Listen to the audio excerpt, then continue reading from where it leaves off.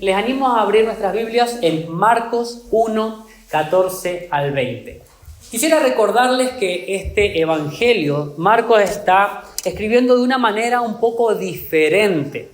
Y vamos a ver que él escribe de una manera con cambios repentinos que van sucediendo en las escenas muy rápido. Por eso vamos a ver que tienen muchas secciones pequeñas en las cuales va cambiando la historia, va cambiando y va sucediendo muy deprisa, comparado a otros evangelios y a los otros evangelios. Entonces, vamos a leer, lo voy a poner ahí, Marcos 1, del 14 al 20. Vamos a leer del 14 al 16, nada más. Dice así: Después de que encarcelaron a Juan, Jesús se fue a Galilea a anunciar las buenas nuevas de Dios. Se ha cumplido el tiempo, decía, el reino de Dios está cerca. Arrepiéntanse y crean las buenas nuevas. Tenemos ahí 14 y 15. Vamos a dejarlos hasta ahí. Tenemos este cambio de escena, de personaje, ¿vale? Tenemos la primera parte del capítulo 1, como veníamos viendo, se centra en la historia donde está el comienzo, aparece Juan el Bautista, comienza primero una profecía que traen del Antiguo Testamento, aparece Juan bautizando y después está Jesús, entra en escena donde él es bautizado. Y tenemos este cambio de escena de tener a Juan el Bautista y ahora pasa a Jesús. Si leemos el versículo 4, dice: Así se presentó Juan, bautizando en el desierto y predicando el bautismo de arrepentimiento para el perdón de pecado. Toda la gente de la región de Judea, de la ciudad de Jerusalén, acudía a él. Cuando confesaban sus pecados, él los bautizaba en el río Jordán. Y lo curioso es que al final dice, versículo 8, el 7, predicaba de esta manera: después de mí viene uno más poderoso que yo, que ni siquiera merezco agacharme para desatar la correa de su sandalia. Yo los he bautizado a ustedes con agua, pero él los bautizará con el Espíritu Santo. Vemos que Marcos nos introduce en la historia con Juan el Bautista, que era el heraldo, el mensajero que anunciaba la llegada de alguien más poderoso. Y vamos a ver que aquí tenemos Juan al comienzo. Voy a simplemente dejarlo ahí, porque cuando entra Juan en escena, tenemos aún un cambio muy repentino del versículo 14. Después de que encarcelaron a Juan, ¿vale?, ha quedado muy corta la historia de Juan aquí en el Evangelio de Marcos. Ya pasamos muy de repente a después de que encarcelaron a Juan, Jesús se fue a Galilea. Quiero que nos quedemos un ratín aquí, porque ¿qué es lo que pasó con Juan? ¿Qué es lo que sucedió con Juan? Y en el mismo Evangelio de Marcos, capítulo 6, tenemos lo que sucedió con Juan el Bautista. Algunos de ustedes se acordarán, pero tenemos aquí donde Herodes decapita a Juan el Bautista. Ese es el final de cómo termina Juan el Bautista. Pero aquí tenemos la historia donde dice Marcos 6, 17. En efecto, Herodes mismo había mandado a arrestar a Juan y que lo encadenaran en la cárcel. Herodes se había casado con Herodías, esposa de Felipe, su hermano, y Juan le había estado diciendo a Herodes: la ley te prohíbe tener a la esposa de tu hermano. Por eso Herodías le guardaba rencor a Juan y deseaba matarlo. Y la historia continúa hasta el versículo 29, donde ustedes pueden leerlo en casa, donde ella planifica y pide la cabeza de Juan, y Herodes tiene que decapitarlo por el pedido que había hecho ella. Aquí Juan lo que estaba haciendo era proclamando primeramente lo que vemos que estaba proclamando al principio. Estaba proclamando el perdón de pecado y que se arrepientan. Y Herodes, al tener una situación en la cual estaba en pecado, Juan le está diciendo y está llevándolo, se lo está diciendo, pero Herodes allí lo encarceló. Y si leen la historia, él no quería matarlo, quería tenerlo ahí. Pero así es como termina Juan el Bautista. Aquí vemos su encarcelamiento. Y simplemente para ubicarnos en la historia, dice, cuando Juan es encarcelado, Jesús, entonces, ¿qué sucede? Comienza en Galilea a anunciar las buenas nuevas de Dios. Simplemente vamos a ver este cambio de personaje.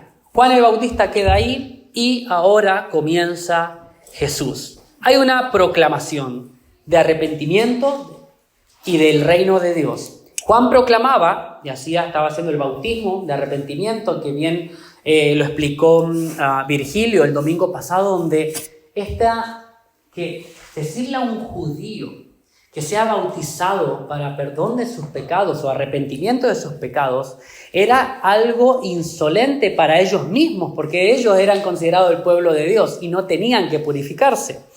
Y la otra cuestión es que al final él decía y proclamaba, después de mí viene uno más poderoso. Era el mensajero que iba abriendo camino a aquel que venía a traer un mensaje aún mayor. Ahora, lo que Jesús proclama, vemos en el versículo 14, las buenas noticias de Dios. O en otras versiones también traducido, el Evangelio de Dios. Evangelio significa buenas noticias. Ahora, ¿cuáles son estas buenas noticias? Versículo 15, el reino de Dios se ha acercado. Y aquí muchas veces tenemos la pregunta, ¿qué es el reino de Dios? ¿Qué embarca el reino de Dios? Y si vamos a lo que es la oración, por ejemplo, de Mateo 6, 9 al 10, tenemos la oración de Jesús. Y a todos nos vendrá a la mente que decimos que se haga, lo vamos a buscar, Mateo 6, simplemente, Mateo 6, 9 y 10.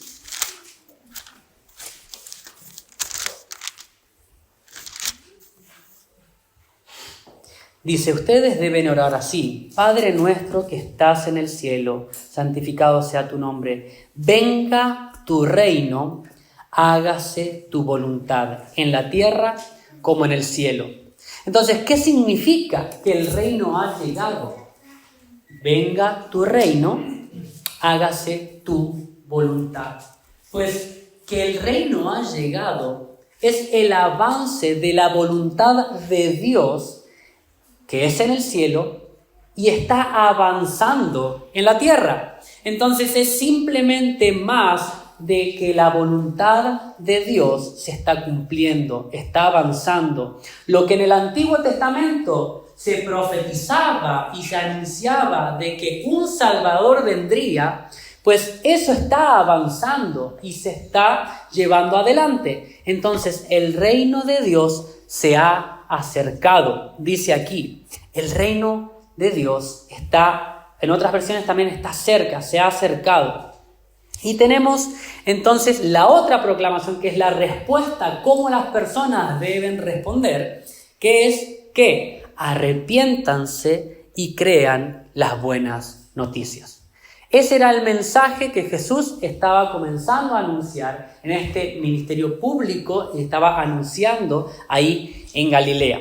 Ahora, unos detalles más. Tenemos el cambio de lugar, porque pasamos ahora de estar, que fue bautizado en el Jordán, fue llevado al desierto por 40 días, pero ahora está en Galilea. Y aquí tenemos unos detalles curiosos. ¿Por qué? Porque parece ser que desde el versículo 13 al versículo 14, aunque es muy deprisa, aproximadamente parece ser que hay año y medio, según personas que están estudiando la Biblia, y el por qué les voy a detallar un poquitín después. Pero parece ser que este versículo, parece ser que hay como un año entre este versículo al otro. ¿Y por qué? Tenemos detalles en el Evangelio de Juan desde el capítulo 1 al capítulo 4, donde parece ser que hay varios acontecimientos que Jesús lleva a cabo en Judea, o hay varios movimientos que hay, y como vemos que en el Evangelio de Marcos es un evangelio que va un poco deprisa, o deja de lado algunas historias para contarnos lo que él quiere comunicar. Ahora pasa del desierto a Galilea. ¿Y por qué Galilea? Si vemos la estructura del Evangelio de Marcos, vamos a ver que del capítulo 1 al capítulo 8 de la primera parte, vamos a ver que esto se centraliza más de todo en Galilea, ¿vale? Y esto es como para que lo tengamos en cuenta en todo el estudio del Evangelio de Marcos, porque él quiere resaltar o segmenta de esta manera como diciendo, vale, Jesús aparece y ahora va a empezar a hacer milagros en Galilea, va a hacer milagros alrededor de esta zona, aunque se mueva un poco más. Pero lo que va a causar es la pregunta de estas personas, como diciendo, ¿este Jesús quién es? Que hace milagros, sana enfermos y empieza a causar preguntas de quién es este Jesús. Vamos a ver desde el capítulo 8 al capítulo 10, donde los propios discípulos que le siguen están ahí queriendo saber aún más de quién es este Jesús. Entonces tenemos a un Jesús el cual hace milagros, que es diferente a otras personas, capítulo 8 al 10, donde realmente qué es ser Mesías dentro del círculo de los discípulos. Y tenemos del capítulo 11 al 16, ya más centrado en la parte de Jerusalén, donde es como él se convierte en ese rey mesiánico. Entonces, esa es la estructura que tenemos de Marcos. Y esto nos va a ayudar un poco más a ver esta escena, cómo entra aquí. Aquí es donde me quería detener, porque aquí es donde parece ser que pasa un año o un año y algo desde el evento del versículo 13 al versículo 14. En el libro de Juan nos detalla algunos acontecimientos que Jesús hizo antes de este llamado a estos primeros discípulos. Tenemos desde Juan 1, 35 al 51, donde recluta a los primeros discípulos cerca del Jordán, porque tenemos este mismo relato en los otros evangelios. Pero en los otros evangelios tenemos que su llamado es en el río Jordán, mientras que este relato es en Galilea, ¿vale? Entonces, esta es la pequeña diferencia que hay y por eso que muchas personas piensan que esta es otra parte de la historia. Después asiste a las bodas de Canaán en Galilea, baja a Jerusalén para la Pascua y purifica el templo.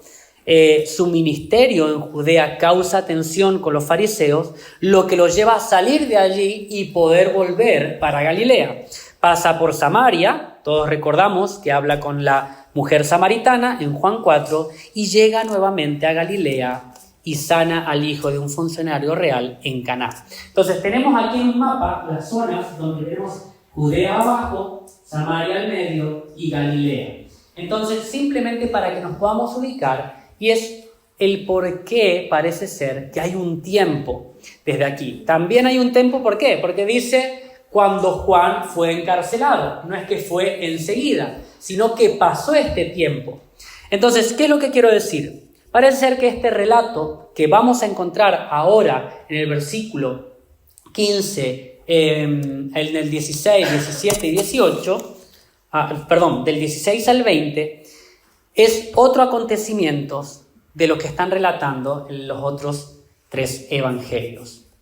Similar, pero el primer contacto parece ser que este no es el primer contacto que Jesús tiene con los discípulos. Vamos a leer ahora en Marcos 1, del 16 al 18, que este es el relato que estoy hablando. Pasando por la orilla del mar de Galilea, Jesús vio a Simón y a su hermano Andrés, que echaban la red al lago, pues eran pescadores. Vengan, síganme, les dijo Jesús, y los haré pescadores de hombres. Al momento dejaron las redes y lo siguieron. un poco más adelante vio a Jacobo y a su hermano Juan, hijos de Zebedeo, que estaban en su barca remendando las redes. Enseguida los llamó y ellos, dejando a su padre Zebedeo en la barca con los jornaleros, se fueron con Jesús. Entonces tenemos este relato y podemos recordar que están en otros evangelios también. Pero ese quería aclararlo un poquitín, porque parece ser que este relato, ¿vale?, no es el primer contacto que Jesús está teniendo con los discípulos, sino que es algo como un llamado de síganme, como un llamado formal, donde ellos están ahí, los haré pescadores de hombres. Ahora, recuerden que ellos no están comprendiendo por completo quién es Jesús, la figura del Mesías de Jesús, lo que venía a hacer por completo. Pero sí, lo que podían observar y ver era que lo consideraban maestro, un rabí. Lo podemos ver en Juan, en los primeros versículos, donde ellos van a seguirle, van a aprender. La cultura judía era que el discípulo escogía el maestro que quería seguir. Entonces ellos buscaban a alguien, le llamaban rabí, le seguían, aprendían y estaban detrás de él para ser el discípulo de tal persona. Ahora, en este llamado vemos que Jesús está llamándoles y les dice, síganme, como un llamado formal. Aquí en este libro parece ser como si fuera la primera vez que tiene el contacto con ellos. Pero según lo que estaba leyendo, parece ser que no, sino que ya venían con él, viendo lo que Jesús estaba haciendo. Y podemos tomarlo como un llamado formal, donde le dice lo siguiente: síganme, vengan, síganme, le dijo Jesús, y los haré pescadores de hombres. Ahora, entrando en el contexto, ¿vale? Jesús está predicando el reino de Dios. Lo hemos dicho, para que haya un reino, tiene que haber un rey. Y un rey sin un pueblo, pues al final no gobierna nada, sino que tiene los ciudadanos del reino. Entonces, utilizando esta imagen, como Jesús, el rey, está teniendo a sus seguidores, que son los ciudadanos de este reino. Y él llama a estos discípulos aquí, donde les dice, los haré pescadores de hombres. Y aquí, aunque parece ser que utiliza, o tal vez un juego de palabras o de figuras de pescadores a pescadores de hombres, lo que significa es que ya Jesús está llamando a estas personas porque lo que va a hacer es que ellos puedan compartir, que puedan anunciar las buenas nuevas de Dios, que este reino ha llegado y que más personas, peces, ¿no?, con estas redes, pescadores de hombres, puedan atraer a este reino, a estos seres que sean ciudadanos de este reino. Si podemos ver, al final hay un propósito mayor, porque Jesús los llama a ser pescadores de hombres. Pero si vemos en Mateo 28 lo que sucede, al final ellos son los primeros que Jesús encomienda para que puedan ir y proclamar este mensaje. Entonces estamos viendo Juan, que anunciaba a aquel que vendría. Jesús anunciando de que el reino de Dios, o las buenas noticias, el evangelio, ha llegado. O sea, este mensaje no puede quedarse ahí centrado. Tiene que esparcirse, tiene que salir, tiene que ser llevado por el mundo. Entonces, hay un propósito mayor para con estas personas en las cuales van a anunciar este mensaje. Pero también vemos que hay una respuesta rápida, hay una pronta respuesta, hay una respuesta radical también. Porque si hoy en día te dijeran, deja tu trabajo o deja a tu padre para seguir a Jesús, ¿qué significa eso hoy en día? Porque es una respuesta radical. En ese tiempo, dejar a su padre o dejar su trabajo con el cual ellos comían todos los días, era más difícil en aquel tiempo que tal vez hoy en día. Era una respuesta muy radical. Ahora, Quiero aclararlo porque el llamado que Jesús hace a estos discípulos es un llamado para una respuesta radical. Pero no significa que hoy tú o yo tenga que dejar trabajo o padres de forma literal para poder seguirle. Tal vez sí, tal vez no. Si seguimos leyendo el Evangelio de Marcos, tenemos, por ejemplo, el ejemplo del endemoniado de Gadareno, que él quiere seguirle, pero Jesús, ¿qué le dice? No, ve a tu pueblo, ve a tu ciudad y proclama, anuncia ahí lo que Jesús hizo en tu vida. Ahora, entonces tenemos ahí. Yo con esto no quiero decir ni que respondamos poco o respondamos mucho a lo que Jesús está pidiendo de cada uno de nosotros. Lo que sí quiero destacar es que tiene que haber una respuesta radical en nuestras vidas. Primeramente, sabemos que el mensaje es de arrepentimiento. Eso es lo primordial. ¿El arrepentimiento de qué? De los pecados. Juan estaba bautizando para el perdón de pecados. Jesús está anunciando de que se arrepientan de sus pecados. Eso sí tiene que ser radical. Si hoy tú has escuchado de las buenas nuevas de Jesús y no hay un cambio radical en tu vida con respecto al pecado, pues es bueno tener que prestar atención a esa parte, porque Dios quiere un cambio radical de nuestro arrepentimiento diario y continuo con respecto al pecado. El llamado de Dios es arrepiéntanse. Ahora, aquí le dice, síganme. ¿Qué es lo que significaba seguirle? Era vivir en pos de él, vivir al lado de él, porque eran discípulos. Ellos aprendían de su maestro, copiaban lo que hacía el maestro. Entonces, lo que nosotros podemos y debemos hacer es poder, en su palabra, poder ver sus enseñanzas, realizar y guiarnos según lo que Él nos habla y nos pide. Hay una respuesta drástica y pronta a ese llamado. Tenemos Simón, Andrés y a Santiago y Juan en estos ejemplos. Me gustaría ver y recordar estos puntos principales de Marcos. Primeramente, en estos pocos versículos hay alguien mayor, que es Jesús. Mientras parece ser que la historia de Juan aquí mengua en cuanto a su ministerio, el ministerio de Jesús comienza a avanzar y a ser más visible y poder proclamar este mensaje. Ahora, el lugar, hemos visto que en el relato del Evangelio de Marcos se va a centralizar más en Galilea, después con los discípulos y después en Jerusalén. Y hay un propósito por el cual él está escribiendo de esta manera. Al final, Galilea era una zona donde no solamente judíos había ahí, sino que había habitantes más multicultural, donde no todos eran judíos. Entonces este mensaje estaba llegando a más que judíos. Otra cosa más que nos puede llamar la atención es que ¿por qué Jesús nos llamó dentro de sus discípulos a personas que sean fariseos, saduceos, que eran de la élite de la religión en ese tiempo ahí?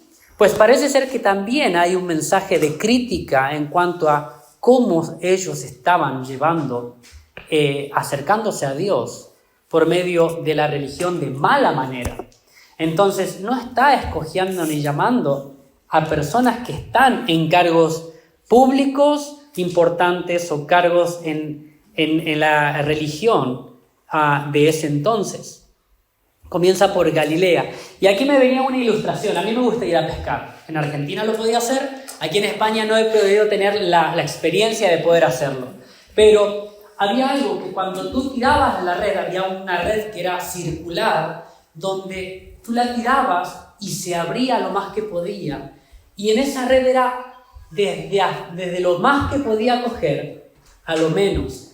Y siento que el Evangelio de Marcos está haciendo eso, está yendo desde Galilea, desde lo más lejos, en ese ámbito ahí, y después va a terminar centralizado en Jerusalén. Entonces me gusta esa idea de cómo Marcos está llevando tanto el mensaje de menos a más.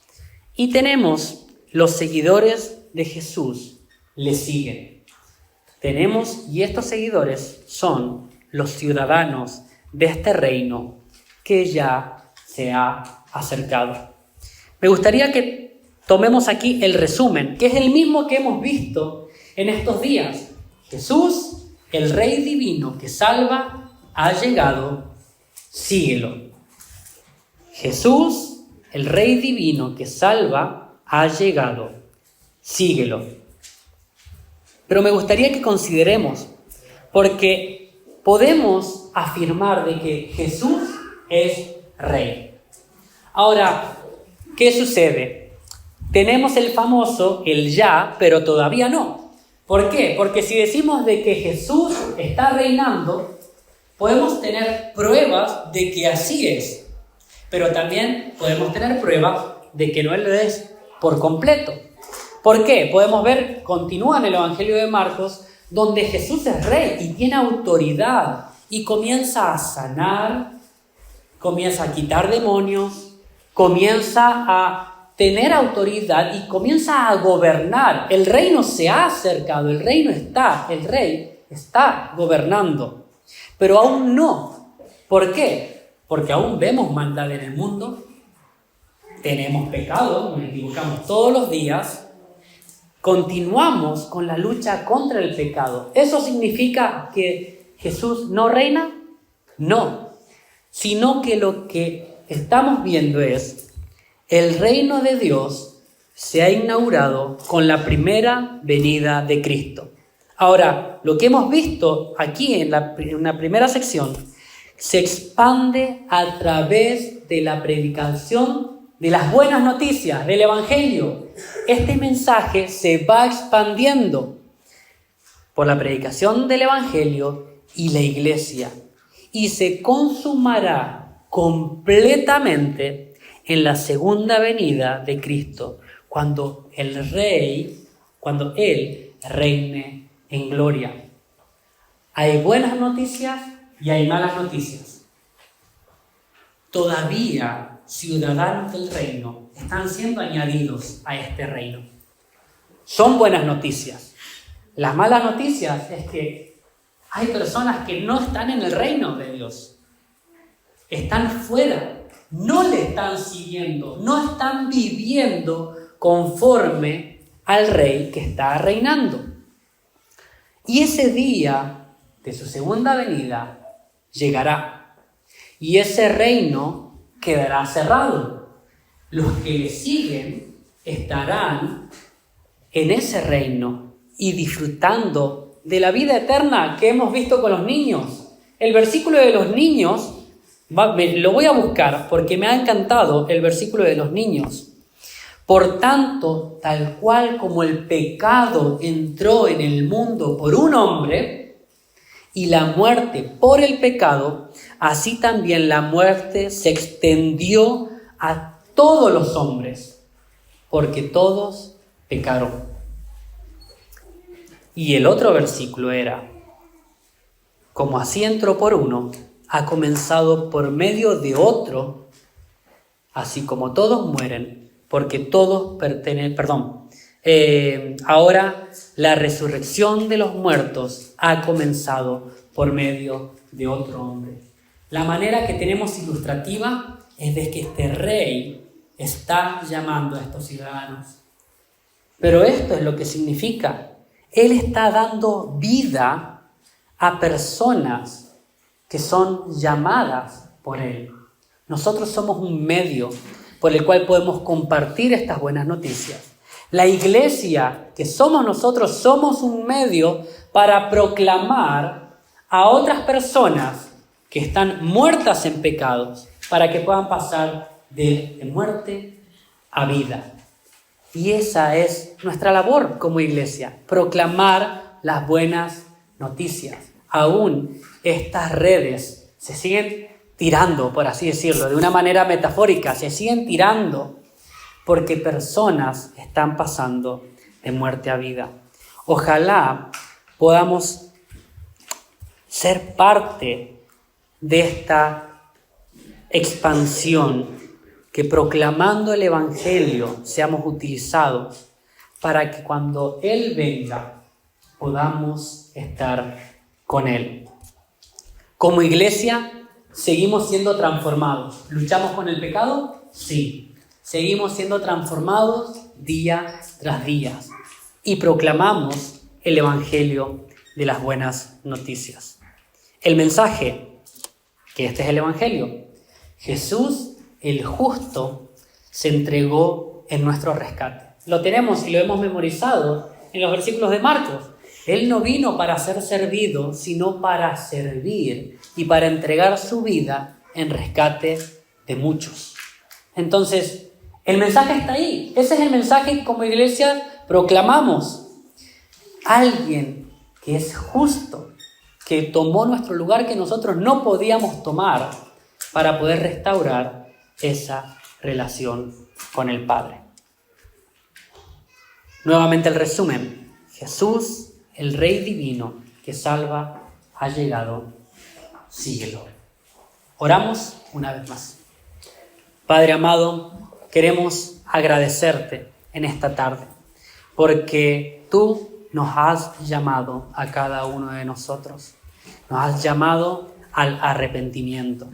Queremos en esta tarde poder ser conscientes de este mensaje, de lo que declaramos con nuestra boca, de que tú eres el Salvador, el Redentor de nuestras vidas. Queremos pedirte para que día tras día podamos ser obedientes a tu voz, para que podamos buscar incansablemente el poder seguirte de una manera fiel en lucha contra el pecado, en proclamar la verdad, en proclamar las buenas noticias del Evangelio, de que tú has venido a morir en forma de sacrificio por cada uno de nosotros. Tú tomaste nuestro lugar para poder darnos vida. Gracias. En nombre de Jesús. Amén.